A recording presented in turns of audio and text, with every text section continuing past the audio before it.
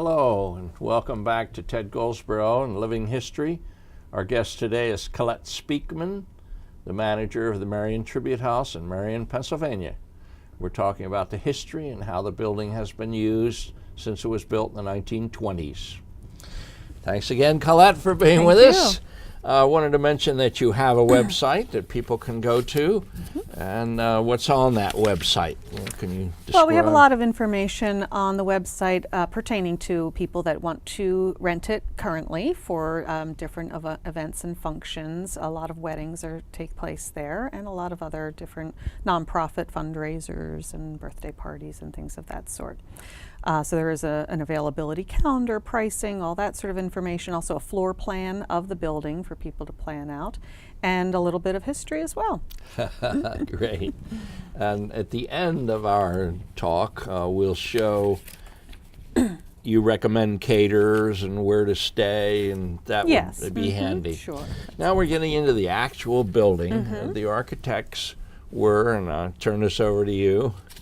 Yes, Walter Karcher and Livingston Smith were the architects, and as I said, they had worked for Eldridge Johnson previously, and at the time there were a lot of plans, because they couldn't get the fundraising up as much as they wanted to downscale everything, have a much more modest building or memorial, and particularly Mr. Johnson's son was adamant that this be the most beautiful building of its kind, at the time. So these architects were engaged to do, a rendering of the building as it stands. There were a few tweaks and things that I've noticed looking at old blueprints that had to change, but. It's a testament to their architectural skills that it is when people come to visit, they remark how the flow works very well for events, or they really thought of everything in terms of dressing rooms and handicapped accessibility even, for somebody at that time. I was interested when one goes on to the internet and Googles Karcher and Smith, 1910 to 1954. So they had a 40-some year career together, and there's a listing of some of the structures that they did. Yes. Bryn Mawr Presbyterian Church, and what else? Swarthmore College. Yes. And even, as you said, Penn Wynne Elementary School. Valley. Penn Valley Elementary School. I had understood it was their last, but the dates don't quite work right. That school was, I think, built in 1951, or opened in 51. So if we're saying it's their last commission, and they went until 54, and this is like 49, it doesn't quite work right. But I had been told that Karcher and Smith gave glazed tiles, and I think I might, I'm not sure, and stained glass windows to commemorate that this was their last commission. I see. For other school districts. It is interesting to go around this area, and you can sort of identify some of the buildings that have their stamp on them. A lot, especially Bryn Mawr Presbyterian has a lot of similarities to the Merion Tribute House. This tells about the Penn Valley Elementary School. And this is about the garden that you had mentioned. Yes, I referred to earlier. Yes, this was written up in the magazine.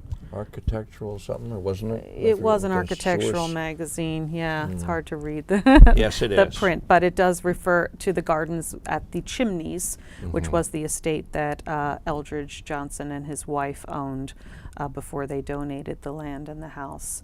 And as very extensive outbuildings and beautiful gardens, which were very well known at the time.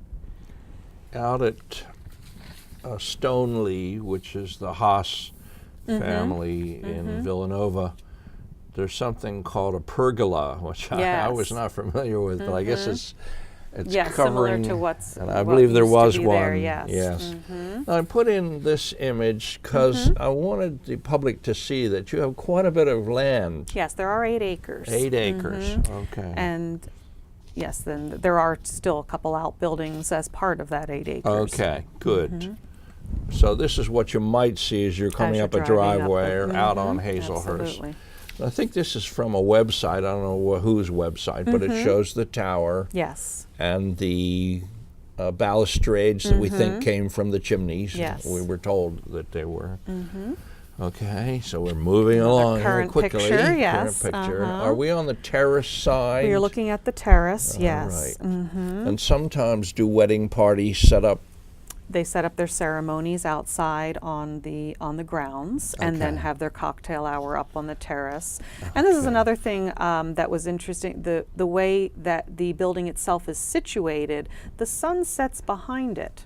So this terrace and the grounds are very well shaded come the evening when you may want to have a function there. You know, just another kind of detail that make that they put a lot of foresight into. Sun. Yeah, yeah. Well, here shows the terrace. Yes. And the slate roof. And Slate roof. I think these are leaded glass windows. They are leaded glass windows, which yes. probably require some maintenance. Yes, they do. You got my job right there. Max Butin, one of our volunteers, helped me take these pictures. And Max had noticed this, what do you call it, bas relief. And it shows the military people. The doughboys, it's way I guess up in the tower, but if you have a telephoto lens, you can get up there. And then down below is the wooden door. Yes, the door and the sign above does say the Merion War Tribute House. As I said, originally this was, or maybe I didn't say, but originally when they conceived of the idea, it was going to be a peace community house, you know, a peace memorial community house. Yes. And then, you know, I don't know exactly why. I've never kind of delved into that, but at some point it became the Merion War Tribute House. In your official, are you the Merion Tribute House or the Merion War Tribute House? Well, our entity is the Merion Community Association, actually. So that is that's the ownership of the building. We call it the Merion Tribute House. Just to I think they, maybe a few decades ago decided the war was now we think sometimes of stone and leaded glass as being practically permanent, but there is some maintenance. Lots of maintenance. Absolutely. The slate roof was, you know, definitely will last us for a good many years, but things like the flashing on the roof need replacing, or as you said, the stained glass and the leaded glass needs repairing. The woodwork needs, you know, some maintenance and polishing and such. We're going to talk later, but there's decorative metalwork on those doors. Yes, the Gothic doors. We had mentioned a company called Yellen, and we'll get back, but I wonder if that could be Yellen Ironworks. These are all Yellen Ironwork, yes. Okay. I put in some lively picture there. Yes, what's happening I love here? this. This is the bouquet toss from the terrace. These days, a lot of brides do it from the balcony, which we'll see later on for an interior shot. But yes, this has a nice Liz Taylor look to this picture. Well, thank you for sharing that one with us. These are the balustrades that came from the Chimneys. Yes, we do so. Yes, and terrace. talk about maintenance. This is all being repointed as we speak. So it does need some of that. Yes, the flower boxes are not original. They were added in. There must have been something at the time. I don't know what exactly, but there's definitely platforms for them. But these were added in a few years ago. Do you in your archives have old photographs from? A few, not as many as you would think. I was be surprised. Honest with you, yes. I wish I had more. When we discussed this project, I thought, well, you'll have hundreds of the historical societies. We had very few. I'm always looking for, you know, people who say, oh, my parents got married here, my grandparents got married here. I said, please send me some pictures. I would love to see them. The porte cochere has a special benefit because... Yeah, certainly people can be dropped off right there and, you know, out of the inclement weather. Good. And that was the intention, you know, originally. And again, you can see the slate roof and the beautiful stonework. We don't have to do anything with this. I had gone onto a website and talking about the pros and cons of slate. Oh, good. I can keep this for future reference. Right. There is a beautiful arch, I guess that's how you Yes. refer to it, in the porte cochere. In the porte cochere. This is lovely for Just photographs. The way the darker stone frames the outline. Yes. Oh, the flowers. Oh, it's so pretty. And Yes, did you say lots that of- sometimes brides or They wedding love to have party their whole will- wedding party pictures Okay. there, yes, leaning over the balustrade. And now we're to the front door. Well, a door. What is the front and what is the side? This is the door This under is the the porte main cochere- entrance under the porte porte cochere, yes. Okay. And we think maybe this is This is the one, yes. lintel that had been part of the chimneys. Yes. We have the wooden door. And again, you can see the beautiful stonework. I think stone that's cut in squares or rectangles requires more stone cutting. Ah, So it's considered like you've got your tuxedo on and you're, look at me, aren't I pretty? yes, dressing it up As a one bit. goes in the door, and I never noticed this until Mr. Butin and I came over, it says, Yes, the Merion War Tribute House, erected in 1924, which is when Okay. it was completed. now let's go up your stone so we're going up steps. the stairs. We've gone through the door, and what do we see? And the first room you come to is the Memorial Tower.